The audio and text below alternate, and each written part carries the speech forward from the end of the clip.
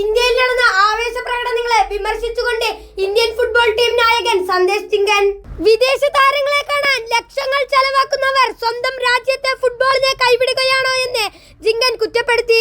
Got പര്യടനത്തിന്റെ ഭാഗമായി Messi ഇന്ത്യയിലെത്തിയതിന് പിന്നാലെ ഇൻസ്റ്റാഗ്രാമിലൂടെയായിരുന്നു താരത്തിന്റെ പ്രതികരണം. ജിങ്കന്റെ പ്രധാന വിമർശനങ്ങൾ: നിക്ഷേപമില്ലാത്ത ഇന്ത്യൻ ഫുട്ബോൾ ഇക്കോസിസ്റ്റം വലിയൊരു പ്രതിസന്ധിയിലൂടെയാണ് കടന്നുപോകുന്നത്. ആഭ്യന്തര ലീഗുകൾ അനിശ്ചിതത്വത്തിലാവുകയും പല ക്ലബ്ബുകളും പൂട്ടലിന്റെ വക്കിലാവുകയും ചെയ്യുമ്പോൾ മെസ്സിയുടെ പര്യടനത്തിനായി മാത്രം കോടികളാണ് ഇവിടെ ഒഴുകുന്നത്. ആരാധകരുടെ ഇരട്ടത്താപ്പ്: യൂറോപ്യൻ ക്ലബ്ബുകൾ തമ്മിലുള്ള മത്സരത്തിന് ലക്ഷങ്ങൾ ചെലവാക്കുന്നവർ ഇന്ത്യൻ ഫുട്ബോൾ കാണാൻ ഏതാനും ആയിരങ്ങൾ നൽകാൻ മടിയാണ്.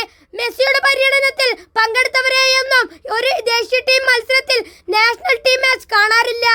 അനിശ്ചിത തത്വത്തിലായ ISL 2025-26 ISL സീസൺ കരാർ തർക്കങ്ങളും നിക്ഷേപകരുടെ കുറവും കാരണം അനിശ്ചിതമായ നീളുന്ന സാഹചര്യത്തിലാണ് ജിങ്കന്റെ ഈ പ്രതികരണം. ഫുട്ബോളിനെ സ്നേഹിക്കുന്നു എന്ന് പറയുന്നവർ സ്വന്തം രാജ്യത്തെ കായിക രംഗത്തെ പിന്തുണയ്ക്കാൻ തയ്യാറാകണമെന്ന് അദ്ദേഹം ഓർമ്മിപ്പിച്ചു.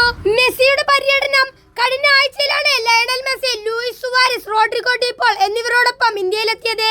മുംബൈ, കൊൽക്കത്ത, ഹൈദരാബാദ്, ഡൽഹി എന്നിവിടങ്ങളിലായിരുന്നു പര്യടനം. മുംബൈയിൽ സുനിൽ ഛേത്രിയുമായുള്ള കൂടിക്കാഴ്ചയും കൊൽക്കത്തയിൽ 70 അടി ഉയരമുള്ള പ്രതിഭയുടെ അനാച്ഛാദനവും ആരാധകർക്കിടയിൽ വലിയ ആവേശം സൃഷ്ടിച്ചു. എന്നാൽ സംഘാടനത്തിലെ പിഴവുകളും ടിക്കറ്റ് നിരക്കും വലിയ വിവാദങ്ങൾക്കും വഴിവെച്ചു. ഇന്ത്യൻ ഫുട്ബോളിന് ഇപ്പോൾ വേണ്ടത് വിഭജനമല്ല, ഐക്യമാണ്. അല്ലെങ്കിൽ ലീഗുകൾ എന്നേക്കുമായി അടച്ചുപൂട്ടേണ്ടി വരുമ്പോൾ മാത്രമേ നമുക്ക് എന്താണ് നഷ്ടപ്പെട്ടതെന്ന് മനസ്സിലാകൂ. സന്ദേശ് ജിങ്കൻ.